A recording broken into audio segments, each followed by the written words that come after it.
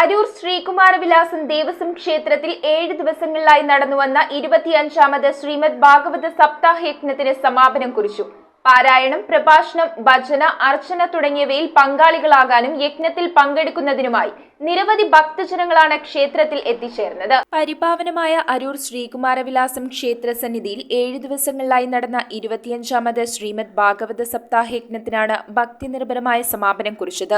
വരാഹാവതാരം, നരസിംഹാവതാരം, ശ്രീകൃഷ്ണാവതാരം, ഗോവിന്ദ പട്ടാഭിഷേകം, രുക്മിണി സ്വയംവരം, കുചേലഗതി, സ്വർഗാരോഹണം എന്നിവയാണ് ഓരോ ദിവസങ്ങളിലും പാരായണം ചെയ്തത്. സമാപന ദിനത്തിൽ വഴിപാടുകൾക്ക് ശേഷം മൃത്യുഞ്ജയ ഹോമം, മഹാപ്രസാദൂട്ട് എന്നിവയും നടത്തി. തുടർന്ന് പാവുമ്പായിൽ ശ്രീകൃഷ്ണസ്വാമി ക്ഷേത്രത്തിലേക്ക് സ്നാനഘോഷയാത്ര നടത്തി കൃഷ്ണവിഗ്രഹം അവഭൃത സ്നാനം ചെയ്തു. നിരവധി ഭക്തജനങ്ങളാണ് ക്ഷേത്ര ചടങ്ങുകളിൽ പങ്കെടുക്കാനായി എത്തിച്ചേർന്നത്. News bureau, Aroor.